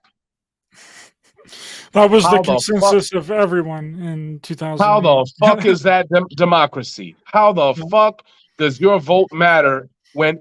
And even the white people were saying that. Even white people, absolutely, bro. And Trump is the same. Even now, bro, Trump, what? Idol worship, emotional. These white conservative MAGA heads, like, bro, Trump still think he's a hero and he's gonna drain the swamp. And he didn't do anything. He filled the swamp with big pharma heads and his weapons heads and Israel lobbyists, and what the heck? It's wild, man. It's wild. Like people just peopling. Bless them. Bless their little hearts, man. They really they Hey, everybody just needs God, man. Everybody just needs God.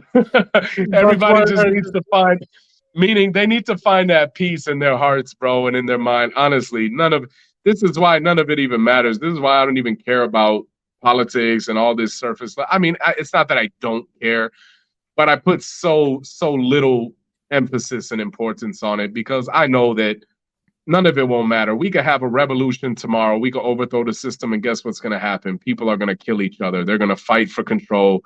Other powers will form and emerge. Snakes will slither away into the grass and then reemerge once the dust has settled and once we've done their job of killing each other off over scraps, over the limited resources that are left in the wake of the aftermath and the rubble and the ashes from the system that is.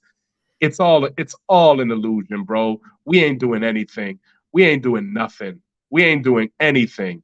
Oh, look at right now, Israel, all of this. Great. I'm not saying people should speak up. Don't get me wrong. Of course, life is multifaceted, right? Just because I say we're not doing anything doesn't mean we're not doing anything and we shouldn't do anything. I know that seems crazy and paradoxical, I know but people exactly should what still you mean. do it, talk about it, protest, do everything. There's room and we need everything. But we can't fool ourselves to think that we're going to just topple the system and that's all that it takes and everything's going to be hunky-dory, peachy keen after that. No, it's not, because people are not right within. They're not right within. We have to get right within. We have to find God, meaning the real God, the source energy, our consciousness, our love, the peace within us, and understand that we're all connected. Stop the hate, stop the division. How the fuck can we have a revolution in form when we can't even libertarians that are supposed to be for freedom within their own party cannot unite? How are we supposed to do anything, people? Stop it. We need to unite. We need to also have a objective moral, objective fundamental moral baseline. And it's very simple. It's just natural right. Every being's natural right to live freely, that no one has the right to impede on another sentient being's freedom to exist, to pursue happiness, liberty, love, and so on and so forth. That's it. That's it. Anything else you want to do it. Experience life. That's what we're here in this reality for. I'm not here to tell you how to live your life or what to do, because that would be me impeding on that natural right. Just don't impede on mine. That's it. People do whatever, and that we need to. Otherwise, this is why there's all this debate and all this insanity, because no one has really established just a simple, objective, moral baseline. We need that. We can't, morality is objective and it's all this and that. No, it's actually not. Yes, there's aspects of it, and we could say, okay, well, certain things that someone might consider immoral, or really, to me, it's unethical. There's ethics. Ethics and morals are different. Really, to me, the only objective truth of this reality, in this 3D, is that nobody is qualified, because we are all a fractal of God, experiencing God's self through us. We're all equally created on the most basic fundamental level. Therefore, no one has the right to play God, because that's what we do. When we steal, when we take what is not ours, when we impose our force, our will, through coercion, through exploitation, through violence, through any means, when we impose our will on someone else, we are literally playing God. And no one has the right to do that, because no one is God only unto themselves. We are all gods unto ourselves, not unto anyone else. And that is the objective truth, any way you cut it, any way you look at it. And that's it. As long as we stick to that, it's the golden rule. Religions have tried to explain it, but then they also come in with all this other crazy nonsense and all this bullshit that just confuses people and makes people think that it's all real reality, and it's not. So we need to establish that basic fundamental, that moral objective truth, and then just everything be rooted in that. And everything will be okay. Will there still be people who violate that? Yes. But really, it's easy. It's so easy, bro. Do you have a hard time not being a fucking asshole? I don't. Exactly. I don't. Because that's really all it comes down to. I have no problem with not stealing from people, not hurting people, not imposing my will upon people, not being violent to people. I have no issue with that. It feels great. In fact, it's the easiest thing to do. It makes life so much easier because I sleep great at night. I have a clear conscience. I don't have to worry about, is things going to come back to me? Are people going to get me for what I've done? I don't have to worry about anything. It makes life so much better and so much easier. It's so simple. But people just want to argue and bicker about all these arbitrary bullshit rules and laws and this and that, and well, the free market, ANCAP, but if we don't do the free market, Spooner said that this is gonna. Shut up. Who cares, bro? Are you a good person? You're not even a good person, and you want to fucking talk about the socioeconomic repercussions of. Shut up. Be a good person, you morons. Fuck, bro. That's right. it.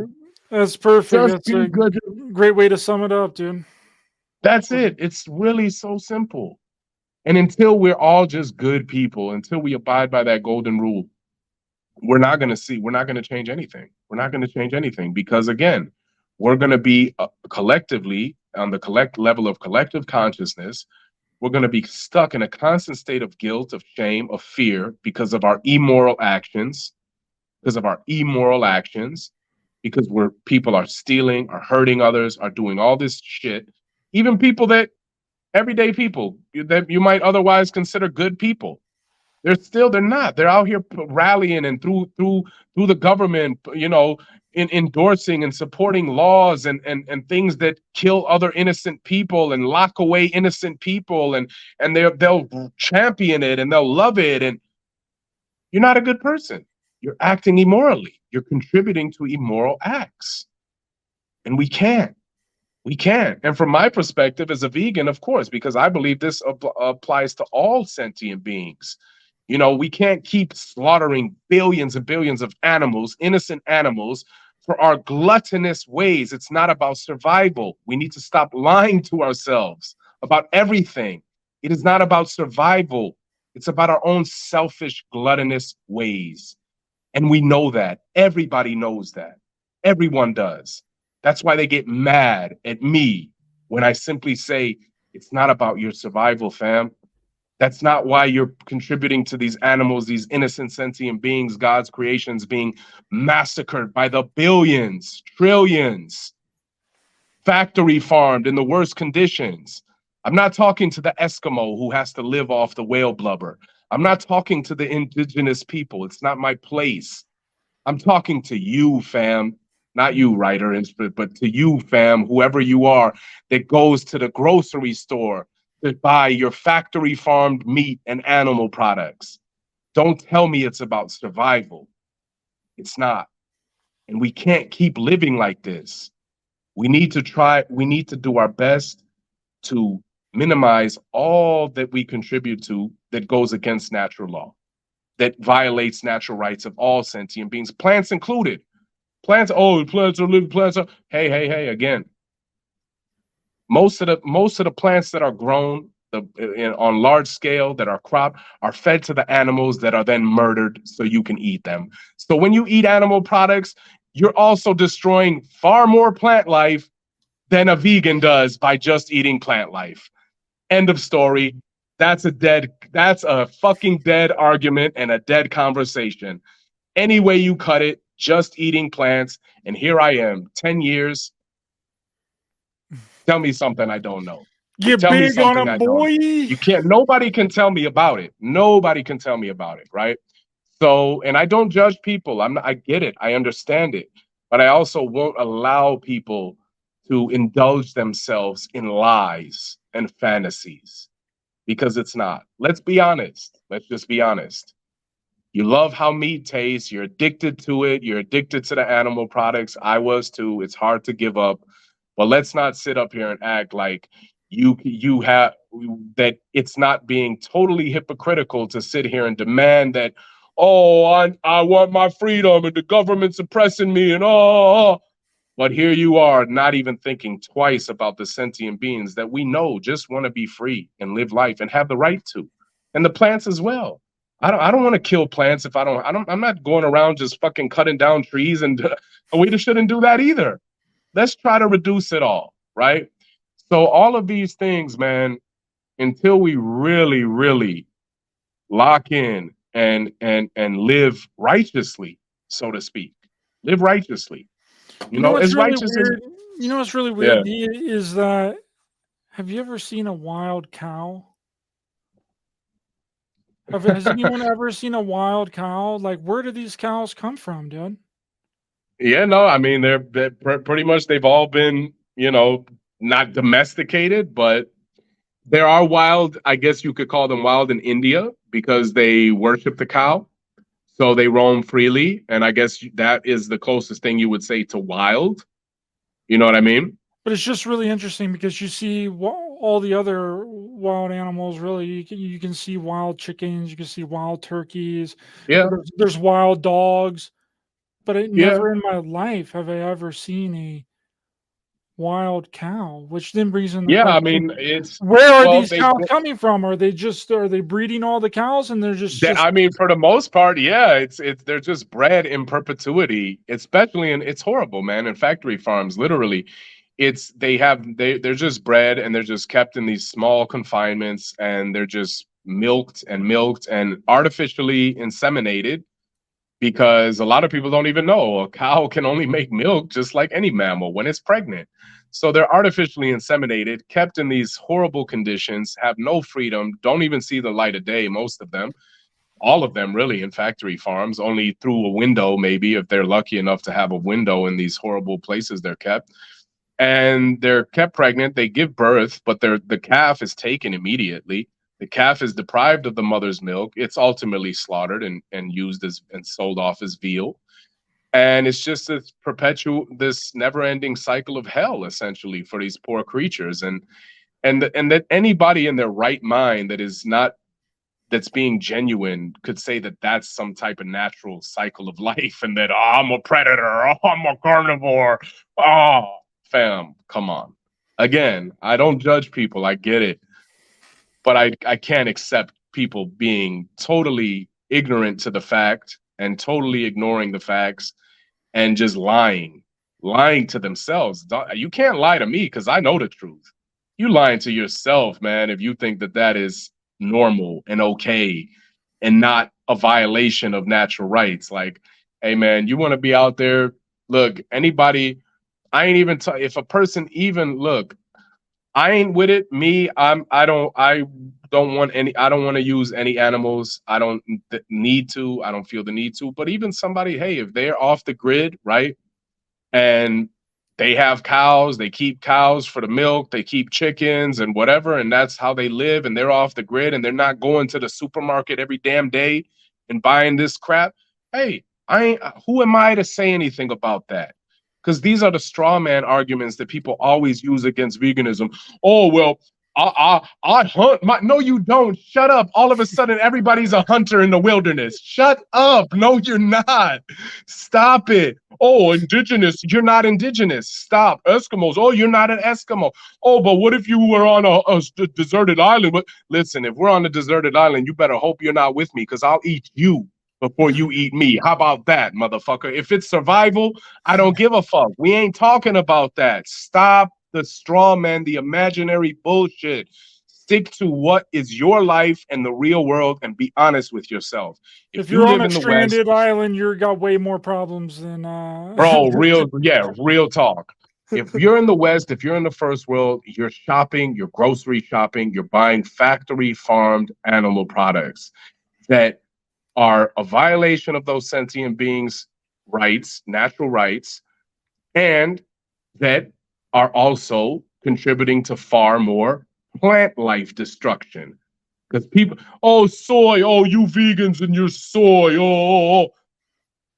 First of all, let's look at things logically, right? Okay. I don't know the exact number of vegans in the world, but I know this fact that vegans are such a small minority of the world that non-vegans eat massively way more amounts of all produce than vegans do because the vegan amount is so tiny. In fact, there's statistics that'll show that vegan restaurants or places like Burger King, for example, that provide vegan options, guess who primarily buys those vegan options? Non-vegans. Guess why? Because there's so many more non-vegans than vegans that even the non-vegans who just casually, occasionally want a vegan option far outweigh the amount of vegans. So who the fuck is eating all of this grain and all of this soy and all of these vegetables that they blame vegans for eating? It's not vegans. It's not. We're such a small minority. So, and then on top of that, the meat eaters, oh, you vegan, the vegetables you eat. Oh, so y'all are strictly Atkins diet? All you ever eat is meat and animal? You don't eat no vegetables? Y'all are still eating vegetables on top of the meat that is factory farmed, where those animals are fed where thousands, millions, billions of tons of grain of primarily GMO soy and corn. The very thing that these anti-vegans and rally against, oh, it's all GMO corn. What the fuck do you think those cows were eating that are in your burger that you went and bought from fucking McDonald's and from the local supermarket? What do you think they were fed? Bro, it's wild. Like, there's just really no way around it. And that's why when people get backed into a corner, when they know that they've lost and they're backed into a corner, they usually tend to only do one thing: try to squirm. They will fuck you. Oh, shut up. Oh, you're every other, ad hominem, every other method they could use to get themselves out of that corner. Because really, when you break it down, and it's very simple. Again, I'm not saying that a person has to be perfect. It's not about perfection. And this is what vegans, I don't even care about veganism. Fuck veganism, bro. I'm a natural lawyer. I'm about natural rights for all sentient beings and all life, including plants. Again, I don't care about veganism. Fuck veganism. Fuck that movement. They're corny. They're lame. They suck anyways. They don't even know what they're talking about. They made it about environment and they made it about fucking health and all this. Who cares? You could be perfectly healthy as a non-vegan. So vegans, shut up. Non-vegans can be perfectly healthy, healthier than a lot of you vegans. Environment. That's one. I'll admit, I never made it a focal point, but I alluded to things about veganism being better for the environment in the past, and I'll say I was wrong. That was just me being misguided and not being fully. Now I know that the whole environmental thing is nonsense. So vegans make the mistake of, making this extreme stance on it where it's all or nothing. Like, no, you can't ever eat any meat I don't say, no, it's okay.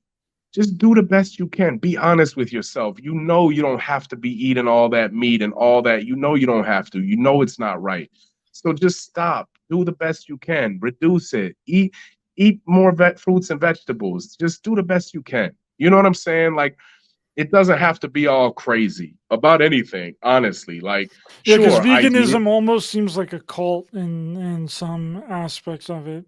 Well, yeah, of course. Cult. I mean, look, brother, anything that any form of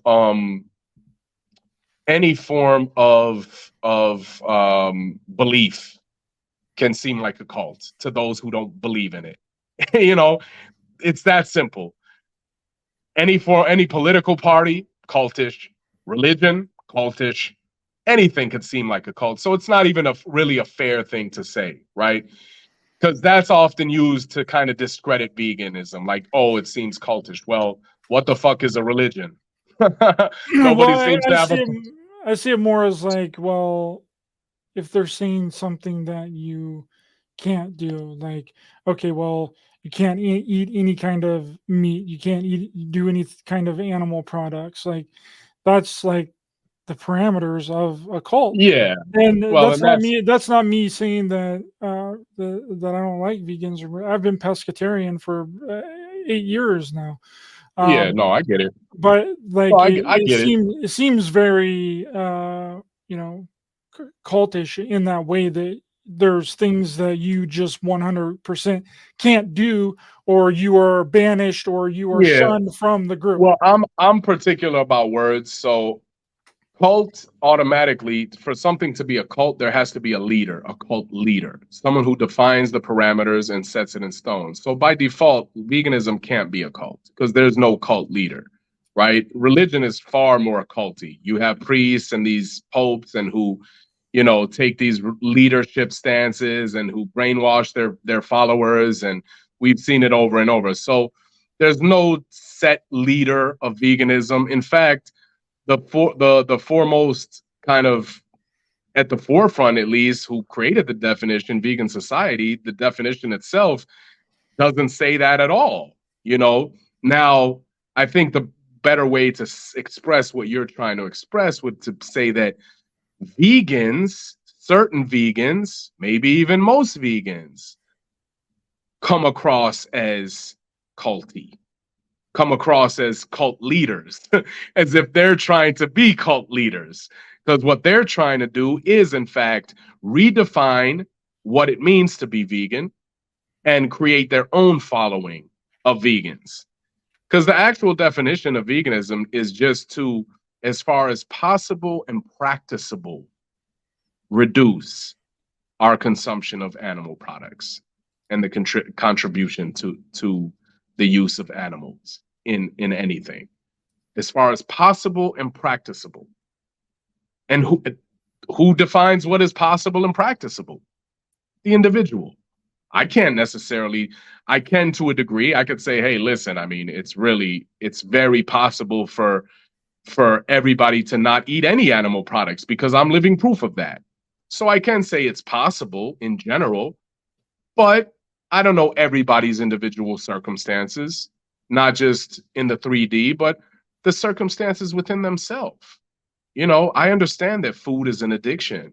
I understand that people have trauma bonds with food and all types of issues that go into food and reasons why maybe it's not actually quite possible for them to leave all animal products behind. You get what I'm saying? So I'm much more obviously understanding, and I take more of the actual definition of veganism. So, but I know the sentiment. I'm just a stickler for words, right? Like I don't, because it's, and I'm not saying you're doing it, but so often people use that like, oh, it's a cult, just to discredit something, where it's like, bro, you don't even know what a cult is. Don't even use that word. You don't even know what a cult is. If veganism's a cult, who's the cult leader? Who's the? I said cultish though. No, and I know that's why I'm not saying you, brother. Don't get me again. But I've experienced many people who say, "Oh, it's a cult." You could right now, if you go and look up veganism is a cult. I guarantee you'll find many videos, many posts, as many as you want, right? So it's to those people that I say, who's the David Koresh of veganism? Then show me, because I don't know him. But I think what you're saying is true, and that's my point. Is that you have these groups of vegans and maybe even the majority of them who, and I get it, it's from a well-intended place. Like they feel so passionately about it. They see the animals suffering. They recognize that the animals have natural rights, and they equate it to like, well, you wouldn't tell a person to not only kill other people once in a while, that it's okay if they only kill other people once in a while. And I get it. It's not a false equivalency, because for anyone who truly believes in natural rights and that all sentient beings and all life have the equal right to live in freedom, then it's not a false equivalency. It's an actual legitimate equivalency. But just because it's a fair equivalency and it makes sense and it's right, it's correct objectively, doesn't mean that people are going to be receptive to it. So we have to ask ourselves often, I know I do I want to be right, or do I want to reach people and make a difference? And most vegans, they just want to be right. They want to be right. They feel so passionately about it. I get it. I was there. I've been there. I've done that. But I think ultimately it's doing a disservice to the greater cause, to the cause of freedom, liberation for animals, for the natural rights of animals. You know, again, because vegans take this extreme approach where, no, you can't have any animals, you're a murderer, all this stuff, right? And really, I mean, most people are just like, whoa, y'all are fucking crazy. I ain't with all that, you know? And I get it. I get it. It doesn't mean that they're right or wrong, but it is what it is. You know what I'm saying? So for me, mainly, I found, especially now as 10 years vegan, that the best form of activism is me just being me. You know, I'm the breaker of stereotypes. Like, nobody, whoever meets me, I tell them I'm vegan. They're like, really? The fuck? Like, so right away, you know, I shift people's paradigm. Most people think vegans are going to be scrawny, hippie type dudes or whatever. And, you know, I'm the antithesis of that. So, you know, and then of course, That's I'm a just rooted. stereotype that needs to be broken as well. Just because you don't eat meat products doesn't mean that you're like a leftist and that you're a liberal and all that. Because when I tell people that I'm pescatarian, I've been pescatarian for a really long time. They're like, Yeah. "Oh, well, what are you?" They automatically assign me an Yeah, ideology, and I'm of like, "No, course. like Oh yeah. that's a really strange thing." And some of the Yeah. one of my really good friends is also vegan, and he's like, he's the opposite of what people would think of vegan Yeah. actually is, and the same with you as well. So I feel like that labeling, that assertion that, you know, people that don't eat meat or the people that you know, only eat fish as a Yeah. source of meat or anything like that, they all automatically get this ideology thrown onto them that they're this left-leaning liberal, like wussy, like pansy. And I'm like, Yeah, it's no, so dude, that's not the strange. way that it is. It's really strange. It is really strange. Yeah. Yeah, I mean, it's no different than like if I advocate for the right to self-defense and to bear arms, people right away, oh, you conservative, you right-wing conservative. Like, and that's the thing, you know, when you're consistent, you know, these parties, a broken clock is right twice a day, right? So both liberals and conservative have good ideas. They have good ideas. They have good things and bad things, probably more bad things, but they have good ideas, right? So, but when you're consistent and you're down the middle and you're just consistent in freedom, you know, and that's the thing. That's why I don't, as it pertains to veganism, I don't even like to. I'll still use the term vegan, just because it relates to people and it's easier than, you know, really explaining what it actually is. Because to me, again, it's not. I don't care about veganism. Fuck veganism. Does not matter to me. What matters to me is natural rights for all living things, in particular sentient beings, because there is a, you know, we have to put sentience. If we don't put sentience first, if we don't give sentience priority, then we're essentially saying, oh, it's no different if I kill a plant or a human either. We can't. We can't do that. We can't act like there's not a difference. And that's another thing people try to, oh, plants have life. You can, bro. Any sane individual, any sane human being knows that there is a huge difference between killing a human and killing a plant, killing a dog and killing a plant. It's a huge difference. And if you don't know this difference inherently, if you don't feel it, then something's wrong with you, my friend. And you should really, those people are the ones that, the people that can easily kill animals, a lot of serial killers, they started off killing animals easily.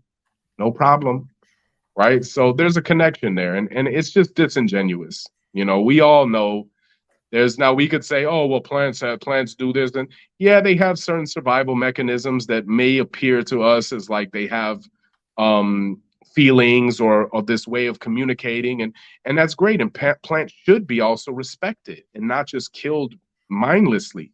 But they don't have a central nervous system. They don't have the freedom of movement. They don't have sentience. They're not able to display and show love and affection.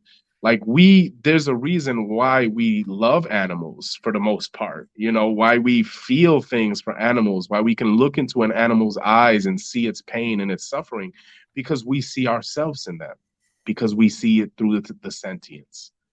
And this is just everybody who's being honest about it knows this, right? So we have to start, and I'm not, I certainly still prioritize humans. I mean, I think and a lot of vegans won't, and that's, oh no, no. I mean, if there's a burning house and there's a human baby and a puppy, and I gotta choose to save one, I'm choosing the human baby. Sorry, not sorry. Like,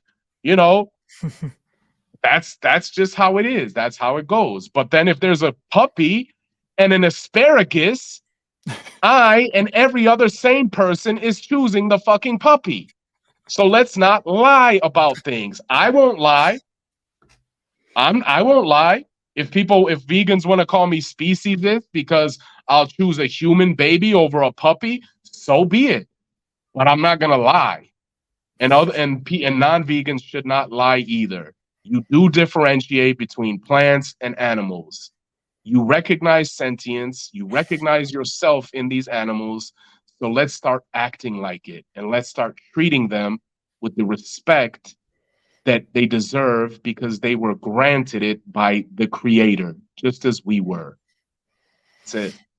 A puppy and asparagus. That's a good, good one. Well, I'm going to start a new conspiracy, and I'm going to start saying cows aren't real.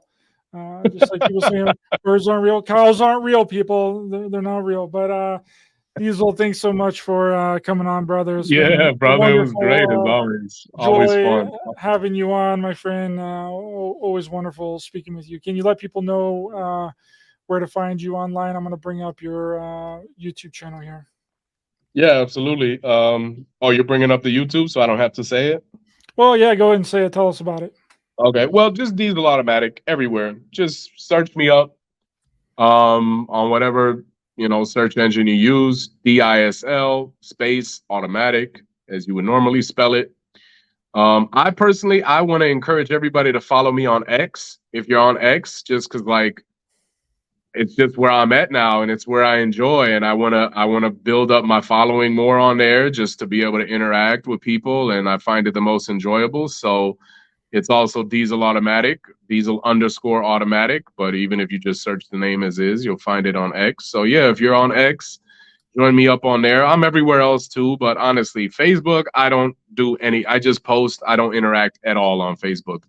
YouTube is my main platform for my music, as well as Spotify, where on my YouTube videos, I'll interact in the comments. When I drop a new song, I'll, maybe the first hour or two after it drops, I'll interact with, because usually it's like my hardcore fans that are in there early, before all the trolls get in and stuff, right? But Instagram, I'm Instagram second place after X right now.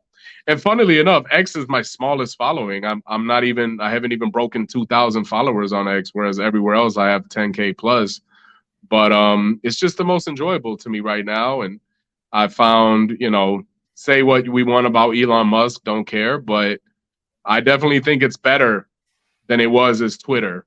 I've paid to get verified for the certain benefits, like being able to.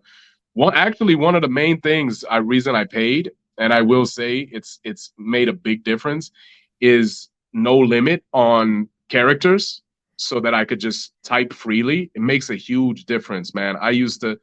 I would start typing something out on X and just stop and be like, I'm not doing a whole thread and forget this. Now it's great. And also verification. I've gained I was stuck on, when it was Twitter, I was stuck on 1,800 something followers for years. literally years. And since I got verified, bro, I've gained like, I think maybe like 60, 70 new followers in a very short period of time. So there's definitely benefits to it. I would recommend. I ain't even trying to be like a ex-sales person or nothing, but I think right now it's the best, and it's only going to improve. Like they're talking about making it this is good for you too, Ryder, like a video sharing platform to rival YouTube. Also, they're probably going to end up becoming a streaming service. Like Elon Musk is really good trying to make it the all-in-one everything social media platform, and I don't doubt that he will. So right now it's new, it's early. I think it's a good time to for people to get in on it, man. So if anything, if you're on it, come follow me, and be dope to link up with people on there. So yeah. Cool, brother. I already hit you with the follow, so you got another follower plus those. I'm gonna 70. follow you back right now when we hop on here. And Word yo, Elon Musk, cut me that check, bro, for this promo plug I just did for you. Cut me that check, brother. Well, all the links to D's information will be in the description of this video. And thank you very much for coming on. Thanks everyone in the chat. Please be sure to hit the thumbs up button to help the channel in the algorithm. Share, subscribe, hit the bell icon as well for notifications. All of my links are also in the description. You can follow me on all those different platforms as well. All right. We'll see you guys next time. Thanks for being here, everyone. Salute.